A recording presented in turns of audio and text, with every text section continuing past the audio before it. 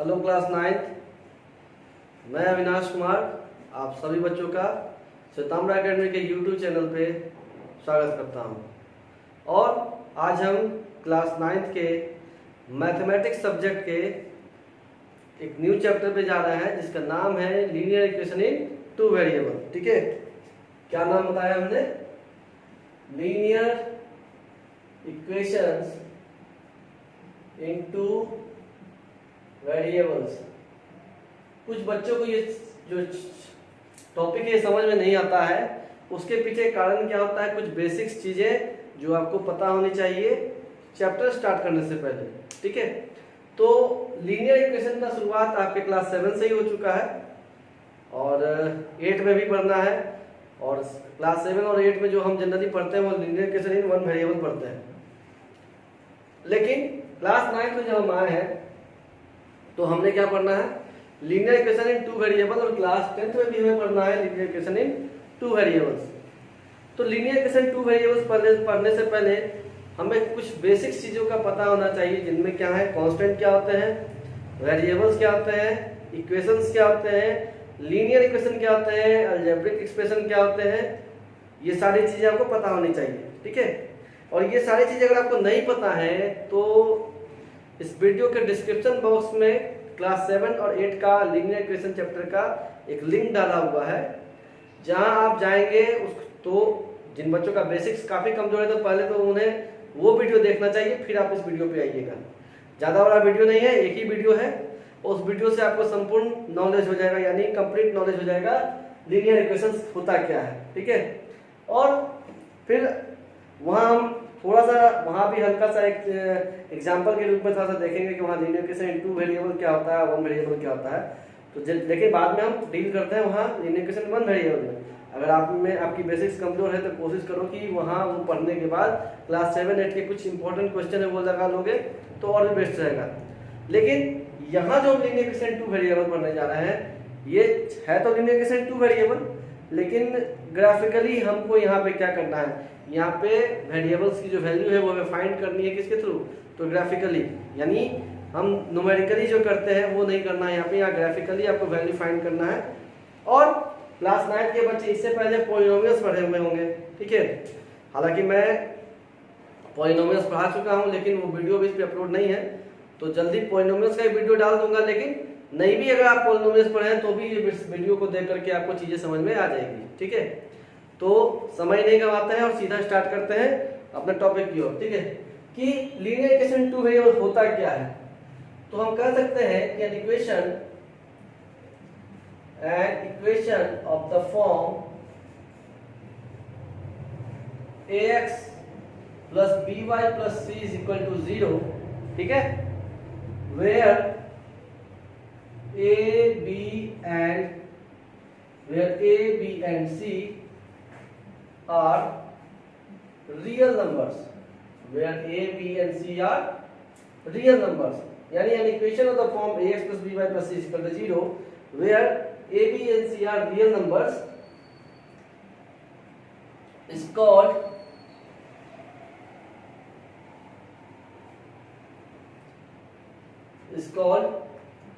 linear equation, नहीं, an equation of the form ax plus by plus c equal to 0 where a and b are real numbers and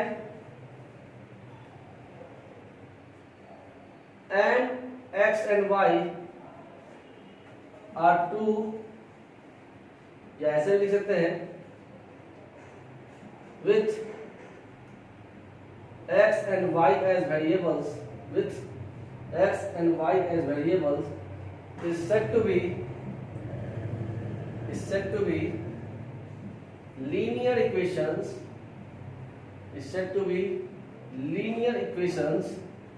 in two variables। यानी एक ऐसा equation जो ax plus by plus c के form में रहे, इस तरह से कि जहां a b और c क्या हो, एक रियल नंबर्स हो। और ये रियल नंबर्स फिर आपको क्लास 10 के फर्स्ट चैप्टर में पढ़ना है। तो रियल नंबर्स क्या होता है, आप फिलहाल इतना समझ लो कि जो भी आप अभी तक 10th क्लास में जितने भी मैथमेटिक्स पढ़ रहे हो उसमें जहां जो भी आप नंबर्स देख रहे हो, चाहे जीरो हो, चाहे पॉजिटिव हो, चाहे नेगेटिव हो, फिर आप कह सकते हैं कि डेसिमल्स में हो, ठीक है, तो वो सारे के सारे क्या है, रैशनल नंबर और फ्रैक्शन, वो सभी के सभी क्या है, हमारे रियल नंबर्स हैं, ठीक है। और जब आप 10th में पढ़ेंगे तो ऑटोमेटिकली एक चैप्टर मैंने जो रियल नंबर का फर्स्ट वीडियो बनाया हुआ है और वो अभी भी क्लास 9th में डाला हुआ है, ठीक है। तो आप जब वो देखेंगे तो आपको पता चल जाएगा कि भाई रियल नंबर ही क्यों, क्योंकि एक अदर नंबर भी आता है इमेजिनरी नंबर्स, ठीक है। तो ये बस नॉलेज के लिए मैंने बता दिया। तो an equation of the form ax plus by plus c is equal to 0 where a b c are real number with x and y as variable, with x and y as variable, जिसमें क्या है x और y variables के form में है, उनको क्या कहा जाता है, लीनियर इक्वेशन इनटू वेरिएबल। तो देखिए अब ये मत कहिएगा कि a भी तो यहाँ वैल्यू कुछ नहीं है ना, ये या 1 है क्या दिया हुआ, नहीं ना, 5 दिया हुआ है, नहीं ना, लेकिन ये अभी तो दिख रहा है वेरिएबल पे, लेकिन मैंने जब लिख दिया कि एबीसी यहाँ पे क्या है, रियल नंबर्स है, यानी जब आप क्वेश्चन सॉल्व करेंगे तो वो कुछ आपको इस फॉर्म में दिखेगा 5x plus 3y plus 4 is equal to 0, है ना, 5x plus 3y plus 4 is equal to 0। तो जहाँ पे a क्या है 5 है, b क्या है 3 है और c क्या है 4 है। और आप देख रहे हैं कि x और y यहाँ अभी भी मौजूद है वेरिएबल के फॉर्म में, यहाँ पे क्वेश्चन में भी मैंने x और y पे कुछ वैल्यू पुट नहीं किया है, तो यही क्या है वेरिएबल्स है ना यहाँ पे। और यहाँ मैंने abc को रियल नंबर लिख दिया, मींस रियल नंबर कोई वास्तविक संख्या है जिसको आप डेली रोजमर्रा की जिंदगी में देखते हैं, है ना। तो उम्मीद अब समझ में आ गया होगा कि भाई क्या है लीनियर इक्वेशन इनटू वेरिएबल, कि एक ऐसा इक्वेशन जो ax plus by plus c is equal to 0 के फॉर्म में है और जहां a b c real number हो with x and y variable, आप और जहां x और y वेरिएबल के फॉर्म में हो सकता है, यहां आप m और n भी ले सकते थे वेरिएबल के फॉर्म में, लेकिन क्वेश्चन में दिया रहेगा जो भी वेरिएबल रहेगा, अगर mn होता तो am plus bn plus c हो जाता, ठीक है, लेकिन वैसा कुछ दिया नहीं हुआ। ऑलरेडी हमने क्या लिखा हुआ, क्योंकि ये बोलने में काफी अच्छा लगता है तो हम लोग x और y को ही टर्म में वेरिएबल को लेते हैं, ठीक है।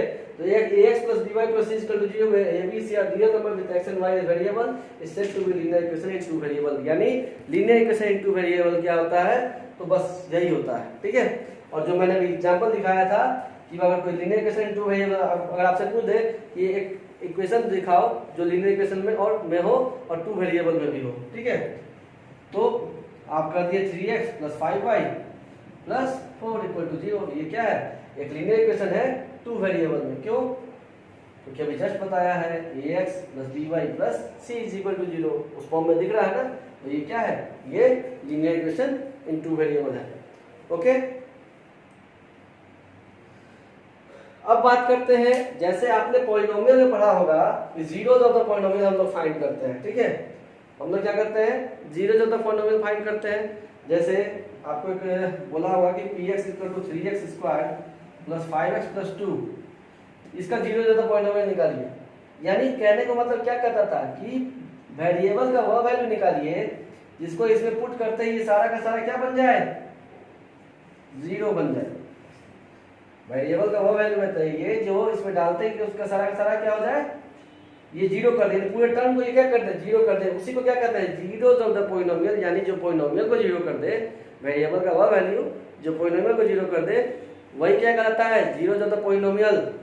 उसी को हम लोग क्या कहते हैं, जीरोस ऑफ द पॉलिनोमियल। अब आप सोचो कि मैं यहाँ से पॉलिनोमियल पे क्यों चला गया, तो कुछ कारण है, कुछ रिलेशन है, इस वजह से जीरोस ऑफ द पॉलिनोमियल उसे हम कहते हैं roots of the polynomial, roots of the polynomial, ठीक है, यानी यहाँ पे जो भी वैल्यू आएगा, अब देखो अब कौन सी वो वैल्यू होगी भाई, हमको px को क्या करना है, अगर हमको जीरो पता करना है इस पॉलिनोमियल का तो हमको px को क्या करना पड़ेगा, जीरो करना पड़ेगा। तो देखो px है कितना, तो 3x square plus 5x plus 2 is equal to 0, तो 3x square plus 3x plus 2x plus 2 is equal to 0। अब ये फैक्टराइजेशन अभी जस्ट पढ़ा होगा आपने, तो यहाँ पे हो गया x, यहाँ पे हो गया 1 प्लस 2 कॉमन ले इसमें से, तो यहाँ भी क्या बच गया x प्लस 1। अब x प्लस 1 कॉमन है तो उसको अलग ले लो, बच गया 3x plus 2 is equal to 0। तो x plus 1 equal to 0 and 3x plus 2 is equal to 0, तो x इक्वल टू -1 और यहाँ पे x इक्वल टू क्या आ जाएगा -2/3। आप 3x इक्वल टू -2 लिखोगे फिर नेक्स्ट स्टेप में x इक्वल टू क्या आ जाएगा -2/3 आ जाएगा। तो यही क्या है x, यानी यही जो वेरिएबल का वैल्यू है -1 -2/3, यही मेरा जीरो जो होता पॉलिनोमियल है। अब कैसे, तो देखो जैसे ही मैं यहाँ -1 डालूंगा ना इस इक्वेशन में, ये पूरा का पूरा टर्म जीरो हो जाएगा। और फिर आप खुद से ट्राई करके देख लेना कि फिर आप जब इसको डालोगे, ठीक है, जो मैं नहीं कराऊंगा, आपको खुद करना है घर पे, ठीक है, तो ये भी डालोगे तो आपको जीरो आ जाएगा। तो एक काम करता हूँ मैं, ये इजी है, मैं हार्ड वाला भी कर देता हूँ, ठीक है। तो px क्या है 3 × x², तो -2/3 का होल स्क्वायर प्लस 5 × -2/3 प्लस 2, ठीक है। अब यहाँ पे देखिए 3 से 3 कैंसल, यहाँ क्या बच गया -2। अब ये क्या हो गया, अब ये x² है ना, सॉरी, तो 3 और ये हो गया 4/9, तो ये 3 टाइम्स में कट हो गया, प्लस माइनस माइनस 5 × 10, 10/10, 10/3 प्लस 2, नीचे कुछ नहीं, इसका मतलब 1। अब हमने इसका एलसीएम ले लिया, ये हो गया 4, ये हो गया -10 और ये हो गया 6, यानी 10 - 10/3 = 0। 10 - 10 0/3 और 0/3 क्या होगा, 0 ही होगा, ठीक है। तो 0 आ गया, इसका मतलब ये क्या हो गया, 0 ज़्यादा पॉलिनोमियल पक्का था, क्योंकि मैंने क्या बोला कि 0 ज़्यादा पॉलिनोमियल उसी को कहते हैं जो पूरे पॉलिनोमियल को क्या कर दे, 0 कर दे। पॉलिनोमियल फंक्शन है ये, इसको क्या कर दे, 0 कर दे, और हम ये प्रूव भी करके दिखा चुके हैं यहाँ पे, ठीक है।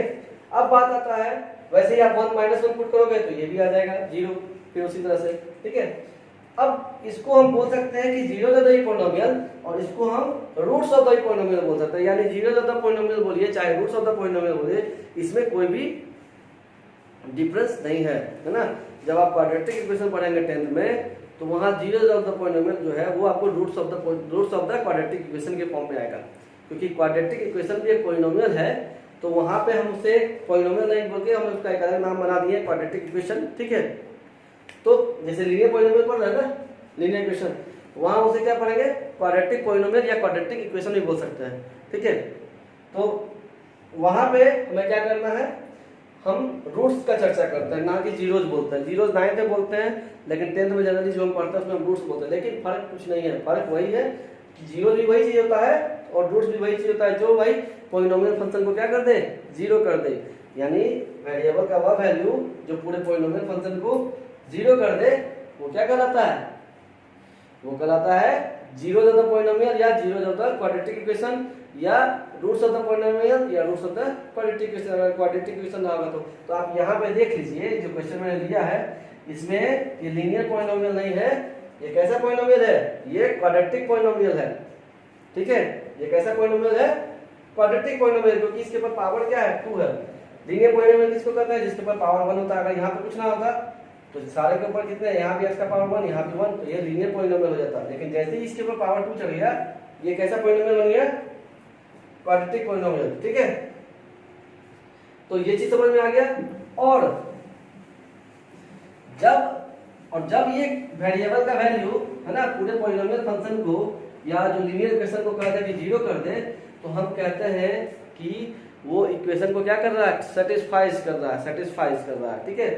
यानी 0 ऑफ द पॉलिनोमियल और roots of the polynomial equation को क्या करते हैं, सेटिस्फाइज करते हैं, ठीक है। आया बात समझ में, ठीक है। तो अब नेक्स्ट पढ़ना होगा आपको क्या, कि solution of linear equation,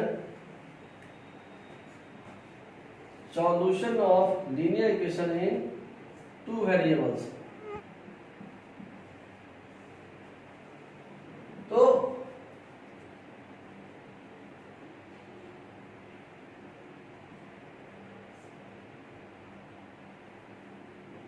solution of linear equation means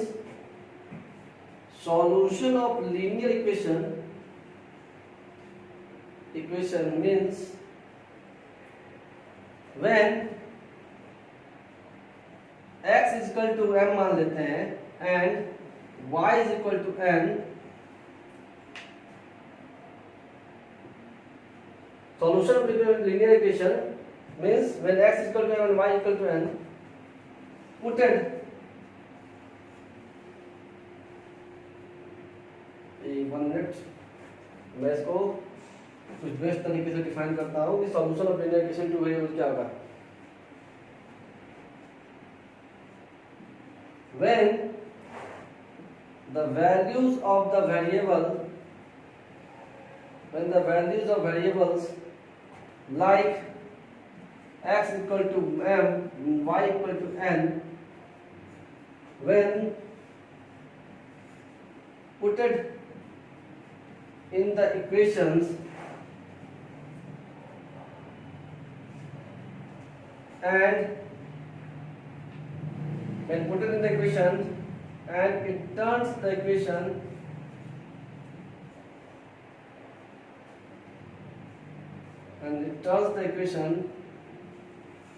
such that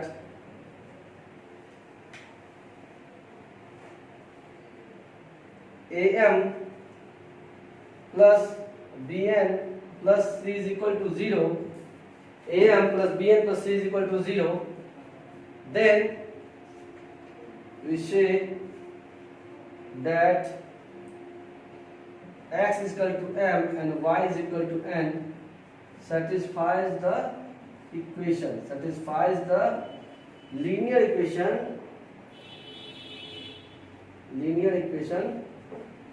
in two variables यानी कह रहा है कि solution of linear equation two variable क्या होगा, तो हम कहेंगे कि when the values of the variable like, यानी जब हमारा वेरिएबल का वैल्यू जो इक्वेशन में दिया हुआ है हमें कुछ इस तरह से लाइक x इक्वल टू मान लेते हैं कि m हो गया और y इक्वल टू n हो गया, यानी यहाँ m और n क्या है, रियल नंबर है जैसा मैंने ऊपर बताया, ठीक है। When putted in the equation, को जब हम पुट करेंगे इक्वेशन में and it turns the equation such that, और ये इक्वेशन में टर्न्स करेगा कुछ इस तरह से कि am plus bn plus c हमको क्या दे देगा, 0 दे दे, तो हम कह देंगे कि then we say that x is equal to m and x is equal to m and y equal to n satisfies the linear equation in two variables, ठीक है। और अगर मान लो यहाँ पे क्योंकि x यहाँ पे एक अलग वेरिएबल और एक y अलग वेरिएबल है और उसके लिए हमने एक अलग अलग वैल्यू लिया, तब जाके वो क्या कर रहा है, इक्वेशन सेटिस्फाई हो रहा है, तो इसलिए हमने लिख दिया कि x equal to m and y equal to n satisfy the linear equation in two variable। अगर सिंपल जैसे अभी हमने 3x² plus 5x+ 2 के केस में देखा, तो उसमें हमने क्या पाया कि एक ही वेरिएबल था, तो हमने वहां बोला कि 0 ऑफ द पॉलिनोमियल हो गया x equal to -1 और x equal to -2/3 था शायद, ठीक है, या -3/2 था। वो क्या कर रहा था, उसको हमने कह दिया कि वो 0 ऑफ द पॉलिनोमियल हो गया, रूट्स ऑफ द इक्वेशन हो गया, लेकिन हम उसको ये भी कह सकते हैं कि x is equal to -1 और x equal to -2/3 satisfies the equation कौन सा, 3x² plus 5x plus 2, ठीक है। तो वहां पे x एक वेरिएबल था, लेकिन यहाँ पे क्या है, दो वेरिएबल है, तो इसलिए लिखा है, मैंने लिखा कि then we say that x is equal to m and y equal to n satisfies the linear equation in two variables। आया बात समझ में, ठीक है। तो मेन है यही आपका यही दो टॉपिक पढ़ना है, इसी पे आपका प्रॉब्लम अब चलेगा। तो मैं दो प्रॉब्लम कराऊंगा आपको। Where is my hanky, go and bring anyone.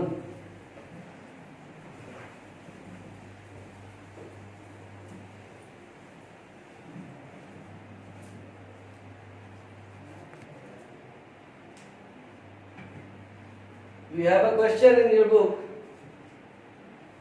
from R.S. Agarwal. Draw the graph of the equation. Draw the graph of the equation 2x minus y plus 3 using the graph.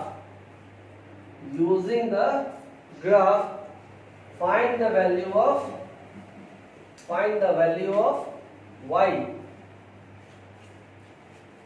when x is equal to -2. Okay,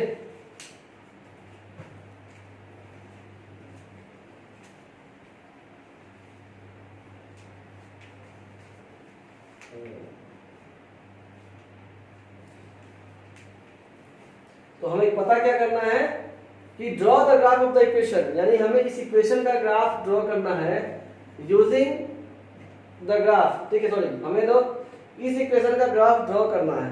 और उसके बाद क्या बोला है, जब जो graph draw कर लेंगे तो उस ग्राफ का यूज करके हमको वैल्यू y का पता करना है, कब? जब हमारा x क्या हो, -2 हो जाए तब। ठीक है, तो सबसे पहले हम क्या करेंगे, और हाँ इससे पहले मैं एक और चीज बताना भूल गया कि आप वैल्यू कैसे निकालते हैं। ठीक है, तो जनरली अभी मैंने बताया था ना कि जब आप वेरिएबल का x = m और y = n का वैल्यू जो पुट करते हैं तो वो क्या करता है, 0 करता है। यानी मैंने क्या किया था, am + bn + c = 0 बताया था। ठीक है, और आप जानते हैं कि इक्वेशन क्या है, ax + by + c = 0, जो मैंने स्टार्टिंग में बताया था कि लीनियर इक्वेशन 2 वेरिएबल का कुछ इक्वेशन इस तरह का होता है। तो यहाँ से हमें एक वैल्यू फाइंड करना है कि भाई हमको, जैसे कैसे बोला कि x - 2 है तो y का वैल्यू बताइए। ठीक है, तो उसके लिए क्या करेंगे, तो हम उसके लिए क्या करेंगे, तो y का वैल्यू x के टर्म में निकालेंगे। ठीक है, तो उसके लिए हम क्या करेंगे, देखो by को हम यहाँ रखेंगे, जैसे लीनियर इक्वेशन में करते थे, ट्रांसपोजिंग करते थे, तो by को यहीं रख दिया मैंने, और ax को उस साइड ले गया तो ये क्या बन गया, -ax, और +c को उधर ले गया तो क्या बन गया, -c बन गया। अब हमें क्या करना है, y को हम क्या लिख सकते हैं, यहाँ से -a/b x लिख सकते हैं, और -a/b को अलग टर्म कर दो। ठीक है, फिर माइनस को हम प्लस माइनस लिख सकते हैं कि नहीं लिख सकते हैं, लिख सकते हैं। ठीक है, तो अब यहां से हम क्या लिख सकते हैं, -c/b।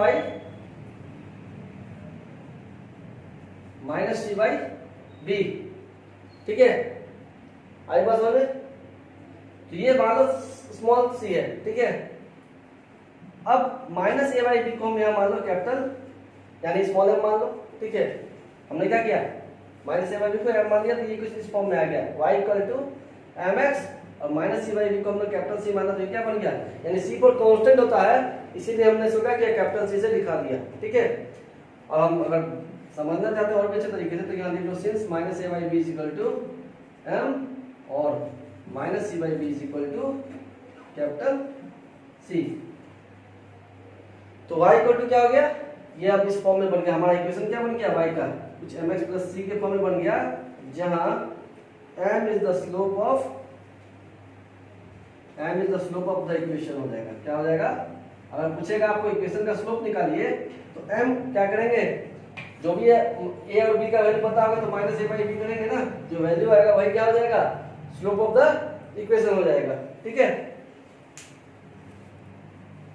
यानी मैं फिर से बता देता हूं, मैंने क्या करना है कि जैसे यहाँ क्वेश्चन में पूछा जा रहा है कि find the value of y when x = -2, यानी x जब -2 हो जाए तो y का वैल्यू क्या होगा।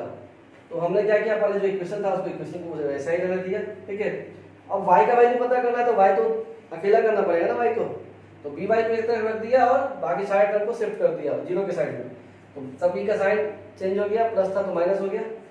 अब हमें क्या करना है, थोड़ा सा देखने में अच्छा लगना चाहिए कोई भी चीज, अभी माइनस में तो अच्छा नहीं लगता, तो मैंने क्या किया, अब फिर सेकंड स्टेप में b को सबके -a के नीचे ले आया क्रॉस मल्टीप्लिकेशन से, तो -a/b हो गया, फिर ये -c के नीचे आ गया तो -c/b हो गया, अब -a/b × x + -c/b हो गया। अब मैंने क्या किया, थोड़ा सा अच्छे लगने के लिए -a/b को क्या किया, m मान लिया, स्मॉल m, और -c/b को कैपिटल C मान लिया, यानी कांस्टेंट, c पर कांस्टेंट, यानी कुछ भी हो दोनों तो कांस्टेंट ही है ना। 4/2 क्या आएगा, 2 आएगा, तो 2 भी क्या है, कांस्टेंट है, 4 भी कांस्टेंट था, 2 भी कांस्टेंट था, और 4/2 का जो वैल्यू 2 आएगा वो भी क्या है, एक कांस्टेंट है, तो इसीलिए मैंने उसको सिंगल टर्म c से कैपिटल C से डिनोट कर दिया। और ये तो अच्छा लगता है, इसी को कहते हैं y = mx + c, और यही कर सकते हैं हमारा क्या है, यानी वेरिएबल का हमें क्या वैल्यू फाइंड करना है तो ये हो जाएगा। ठीक है, और हम इसमें क्या कहेंगे, m is the slope of the equation, तो ये भी एक इक्वेशन बन रहा है y = mx + c, और इसमें से m क्या है, तो स्लोप ऑफ द इक्वेशन। ठीक है, यानी ये एक इक्वेशन बना और m इसका क्या हो गया, इस इक्वेशन का स्लोप हो गया। ठीक है, तो अब इसी को देखते हुए हम क्वेश्चन डील करते हैं, तो ये चीज और भी आपको समझ में आ जाएगा। तो समझ में आने के लिए सबसे पहले आपका बेसिक सही होना चाहिए, और बेसिक नहीं सही है तो काइंडली आप जो डिस्क्रिप्शन बॉक्स में जो लिंक दिया हुआ है उसको जरूर देखिए। ठीक है, और यहाँ देखिए, अब 2 क्वेश्चन होगा, 2 क्वेश्चन में आपका ये चैप्टर एंड हो जाएगा। I think. उसके बाद अगर कोई प्रॉब्लम बचता है तो आप हमें व्हाट्सएप पे भी कर सकते हैं। व्हाट्सएप नंबर क्या है 9199937589 7279994546। अब देखिए हमें क्या करना है भाई, draw the graph of the equation 2x - y + 3। तो मैंने क्या किया था y = mx + c माना था ना, तो यहाँ पे भी हम वही करेंगे। 2x - y + 3 = क्या लिया, थोड़ा स्पेस, 2x - y + 3 = 0। ओके, अब क्या करेंगे, माइनस y को हम क्या करना है, हमें क्या कहा y = mx + c का ग्राफ पढ़े थे ना, ठीक है। तो माइनस y को हम क्या करते हैं, उस तरफ ले जाएंगे तो क्या हो जाएगा 2x + 3 = y। अब आप y = 2x + 3 लिख सकते हैं ना, a = b तो b = a, है ना। अब हम क्या करेंगे, ग्राफ प्लॉट करेंगे इसका, ठीक है। हम क्या करेंगे, तो हम यहाँ पे एक बॉक्स बना लेते हैं,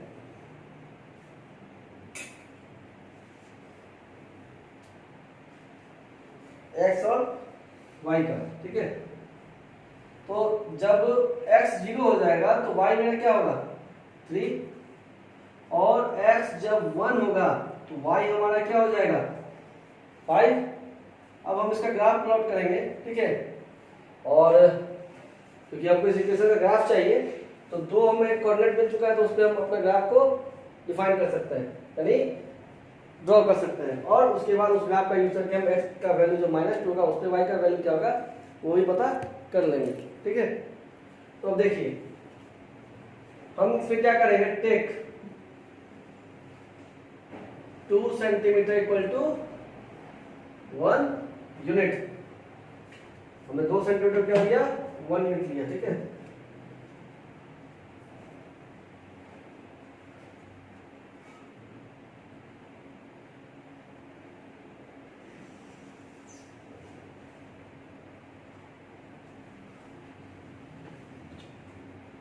क्योंकि y का वैल्यू ज्यादा है इसलिए मैंने y को पहले लंबा ले लिया।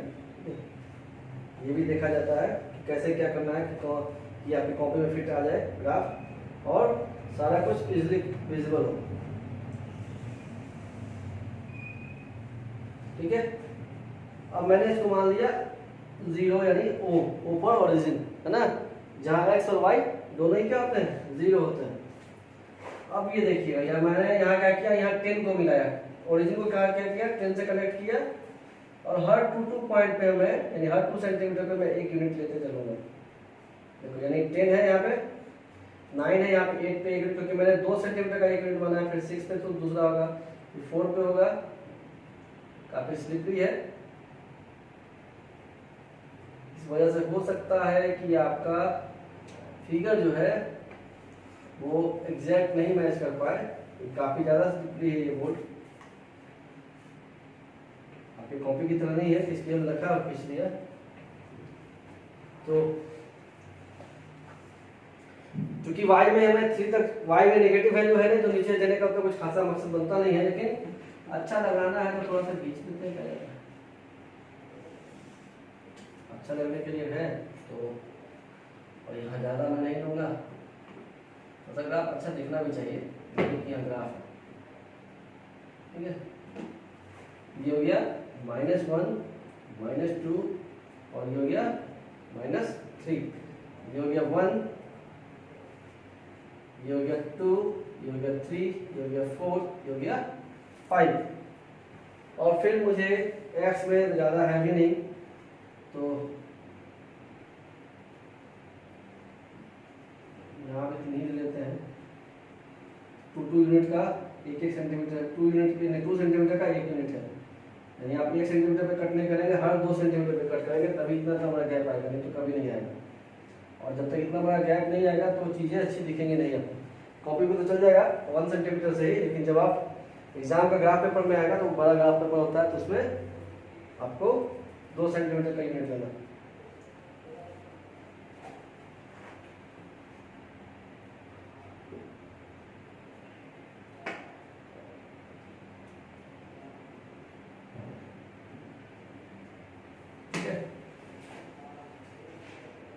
-1 -2 -3।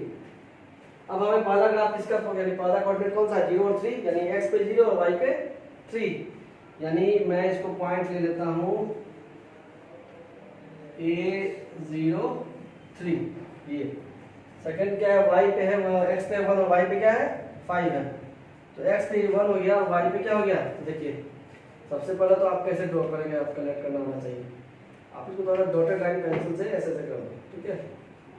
ठीक, फिर 1 के ऊपर जाना है ना, तो 1 पे मैंने ये रखा और थोड़ा सा स्केल को भी देखना है कि सीधा है या नहीं, क्योंकि स्लिपरी है।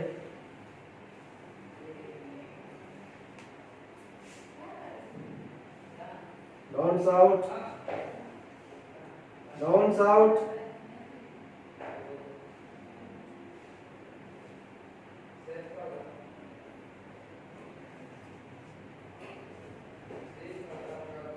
अब देखिए यहाँ पे एक इंटरसेक्शन पॉइंट मिल गया, इसीलिए मैंने क्या किया था कि थोड़ा सा इसको एक्सटेंड कर लिया ताकि आपको एग्जैक्ट मिल जाए, ठीक है। अब मैंने इसको क्या माना, बी पॉइंट को मान लिया 1 और 5, ठीक है।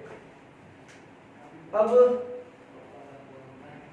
बी हो गया ये 1 और 5 और एक्स क्या था मेरा 0 और 3। तो अब इसको पॉइंट को कनेक्ट करके मुझे क्या करना है, थोड़ा सा अच्छे से ड्रॉ करना पड़ेगा स्केल।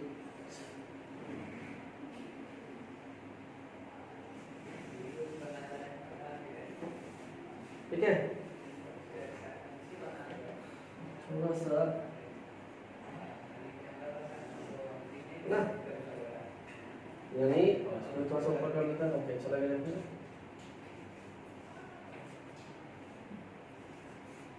ये 1 है, यहाँ याद रखिएगा, ठीक है। अब इस इक्वेशन में हम नाम भी दे सकते हैं इसका, अगर दिखाना तो 2x - y + 3 = 0, यही इस इक्वेशन का क्या है, ग्राफ क्रिएट हो गया, ठीक है। अब हमें पता क्या करना है, यानी ये तो पता चल गया इक्वेशन ग्राफ, यानी प्रॉब्लम मेरा सॉल्व हो गया। अब पूछ रहा है कि जब x 2 है तो y का वैल्यू बताइए, है ना। x - 2 है तो y की वैल्यू क्या होगी, तो देखिए x - 2 यहाँ पे है। अगर हम अब कहेंगे ऊपर ले जाएंगे कि नीचे ले जाएंगे, कंफ्यूजन आएगा, ठीक है। लेकिन ऊपर क्यों ले जाएंगे, ऊपर अगर हम लेते भी चल जाएंगे तो कोई ग्राफ आपको दिख रहा है क्या, नहीं ना। ग्राफ क्या यहाँ ऐसे जा रहा है, यानी अगर आप नीचे लेके जाइएगा तो हो सकता है कहीं ना कहीं इस ग्राफ पे वो टच कर दे, ठीक है। तो x के इसमें -2 चाहिए, तो हम देख लेते हैं क्या है, ठीक है। हालांकि आपको यहाँ पे तो आ गया है, क्योंकि मैं पहले ही बोल चुका हूँ ग्राफ जो है नहीं बोल पाएगा यहाँ पे, जनरली ये आपको मैच करेगा यहीं पे -1 पे, ठीक है। लेकिन क्योंकि बोर्ड पे बनाना पॉसिबल नहीं हो रहा था, तो आप जब पेपर पे करेंगे तो आपको ये कहीं दिखेगा यहाँ पे। और कैसे आप ये पता कर सकते हैं, तो एक तरीका भी है, क्योंकि x पे -2 पे पता करना है y की वैल्यू ना, तो y यहाँ पे लिख लो 2 × -2 + 3 -4 + 3, यानी आप एग्जैक्ट क्या y कितने पे आएगा, -1 पे आएगा, ठीक है। लेकिन कि बोर्ड स्लिपरी है, इस वजह से हमको यहाँ पे क्या 2 से थोड़ा सा ऊपर पे ही है ना, 2 से थोड़ा सा ऊपर है, -1 के साथ नीचे, यानी आप मान सकते हैं कि यहाँ पे है। यानी अगर थोड़ा सा पॉसिबल हो सके तो मैं, लेकिन पॉसिबल हो नहीं पाएगा क्योंकि यहाँ पे आ करके ग्राफ थोड़ा सा यहाँ से इस तरफ हो गया, ये ग्राफ को ऐसे निकलना चाहिए था।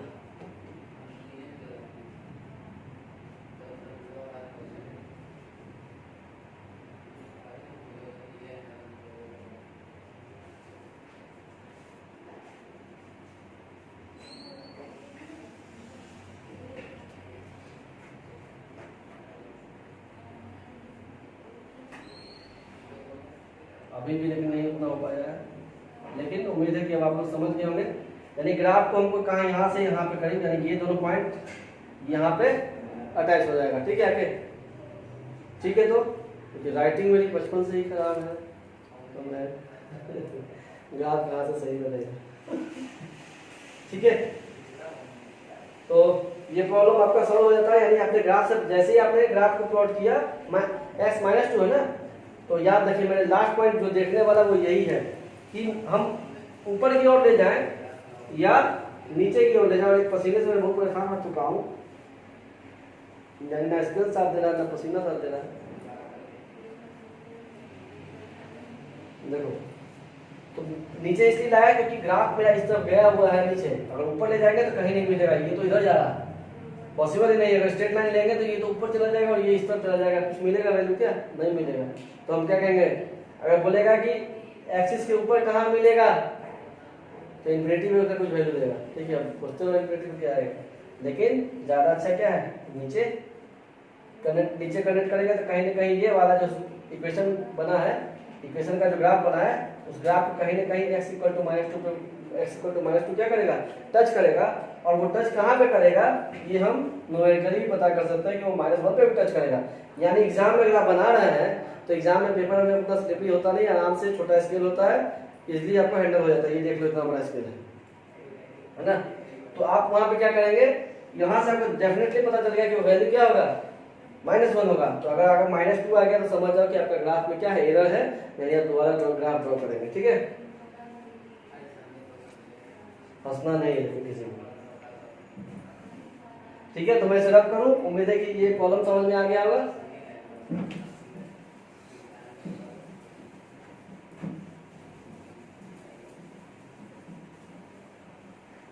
तुमसे हो जाएगा ड्रॉ ग्राफ, इससे नहीं। अब देखिए नेक्स्ट क्वेश्चन है हमारा,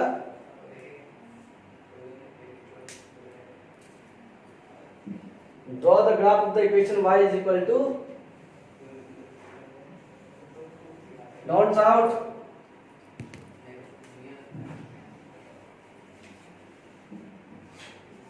draw the graph of the equation y equal to 2x from your graph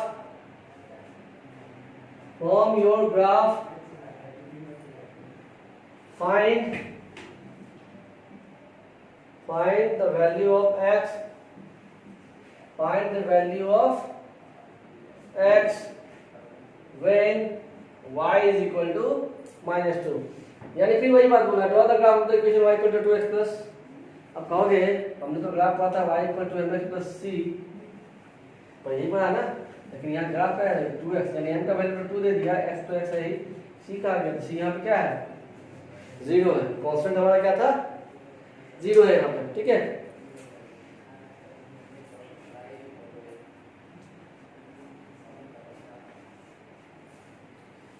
अब तो यानी काम वही करना है, बस 2x mx प्लस c के फॉर्मूला देके क्या दे दिया है, y equal to 2x simple दे दिया है, तो कोई बात नहीं है। सीधा हम क्या करेंगे यहाँ पे, इतना तो आपको समझाने का जरूरत नहीं पड़ेगा इस बार। y इक्वल टू 2x मैं यहाँ लिख दिया और एक बॉक्स बना दिया जहाँ मैं दो वैल्यू पुट करूंगा। हाँ, y का x का वैल्यू पता करना है जब y क्या हो -2 हो, है ना, तो कोई दिक्कत नहीं है।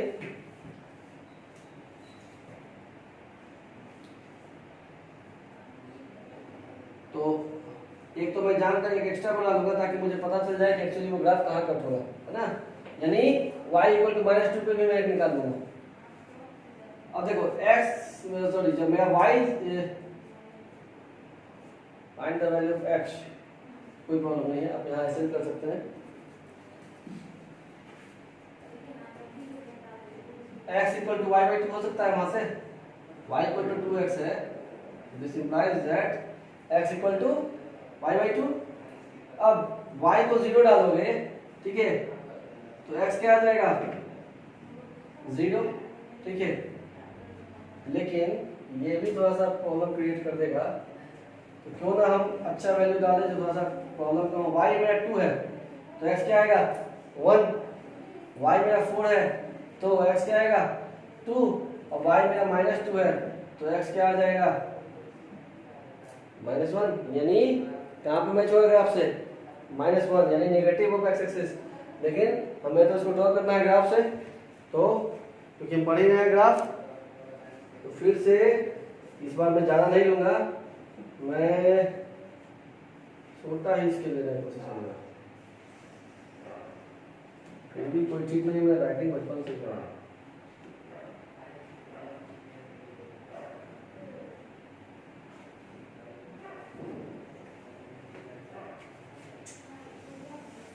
कांस्टेंट नहीं कर पाना है स्केल,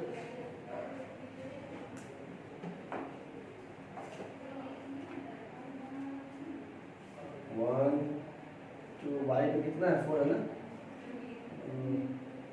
1 2 3 4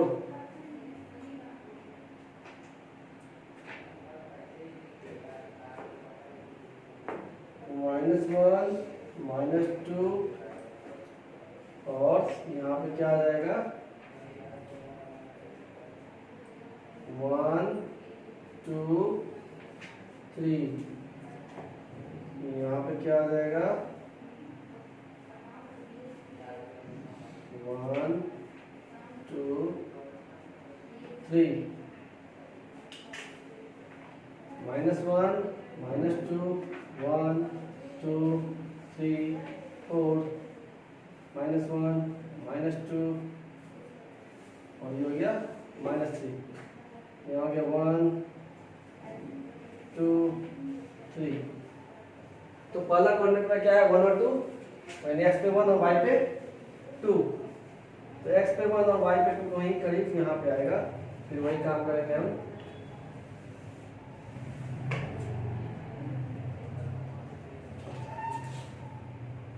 टू की तरफ से बढ़ा दिया हॉरिजॉन्टली और x पे वर्टिकली और जो इंटरसेक्शन पॉइंट होगा वो क्या देगा हमें ये मान लिया इसको 1 एंड 2 नेक्स्ट में क्या है x2 है y4 है x2 है और ये y4 है यानी यहाँ भी वही चीज होगा सीधा जाएगा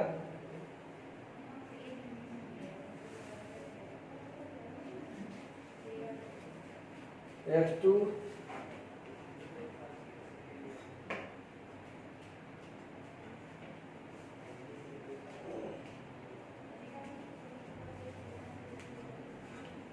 तो ये बी x2 और y4 और ये देख रहे हैं ये पॉइंट एकदम मुझे डर लग रहा है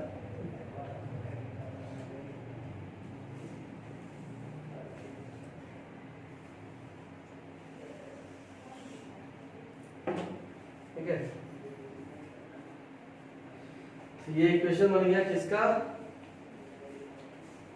y is equal to 2x का ठीक है अब हमें वैल्यू कहाँ पे चाहिए y इक्वल टू -2 पे x का वैल्यू चाहिए तो y इक्वल टू -2 कहाँ है यहाँ पे है तो अब देखिए यहाँ इस बार मिल गया इस बार ये बच नहीं पाया मेरे हाथों से ठीक है अभी आप देख सकते हैं मैंने यहाँ से इसको एक्सटेंड किया अब यहाँ से इसको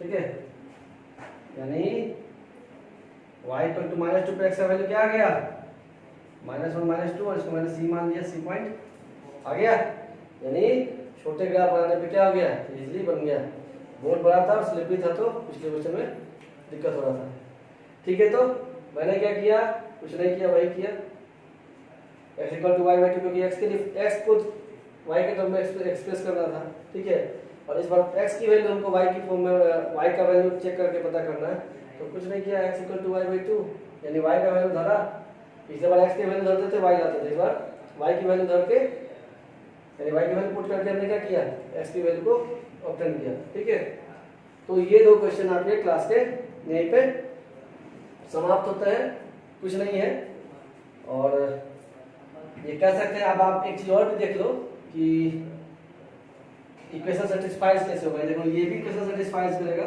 उम्मीद है और ये भी इक्वेशन सेटिस्फाइज करेगा देख लेते हैं y की वैल्यू क्या है y की वैल्यू 2 है ना और यहाँ y इक्वल टू 2 है ना 2x अब ये देखो यहाँ पे y की वैल्यू क्या है 2 x की वैल्यू क्या है 1 2 इक्वल टू 2 आ जाए एच इक्वल टू RHS यानी इक्वेशन क्या हुआ 2 - 2 इक्वल टू 0 सेटिस्फाइज कर दिया उसके बाद नेक्स्ट पे चेक कर लेते हैं या इस पे चेक कर लेते हैं जो हमें फाइंड करने के लिए पता किया गया ये बोला गया है तो y की वैल्यू क्या है -2 और 2 तो है ही इक्वेशन में x की वैल्यू क्या है -1 तो -2 इक्वल टू -2 तो -2 जब इस तरफ आएगा तो क्या बन जाएगा +2 तो -2 + 2 इक्वल टू 0 देखिए यानी हर पेयर क्या कर रहा है यानी हर कोऑर्डिनेट क्या कर रहा है इक्वेशन को सेटिस्फाइज कर रहा है ठीक है यानी हम कह सकते हैं x और y क्या है यहाँ पे रूट्स ऑफ द इक्वेशन है या जीरोस ऑफ द इक्वेशन है। क्यों भाई? क्योंकि जैसे मैं एक्स और वाई का वैल्यू उस इक्वेशन में डाल रहा हूँ वो इक्वेशन को क्या कर दे रहा है? जीरो कर दे रहा है। तो उम्मीद है आज का क्लास अच्छा लगा होगा। अच्छा नहीं, अगर आज का क्लास अच्छा नहीं लगा होगा तो हो सकता है कल का क्लास अच्छा लगे। ठीक है, तो एंजॉय कीजिए, बहुत सारे प्रॉब्लम्स कीजिए, और प्रॉब्लम अगर आए ऐसे तो मुझे व्हाट्सएप कीजिए या कमेंट बॉक्स में भी कर सकते हैं। तब तक के लिए बाय बाय, जय श्री राम, क्योंकि आज 5 अगस्त है।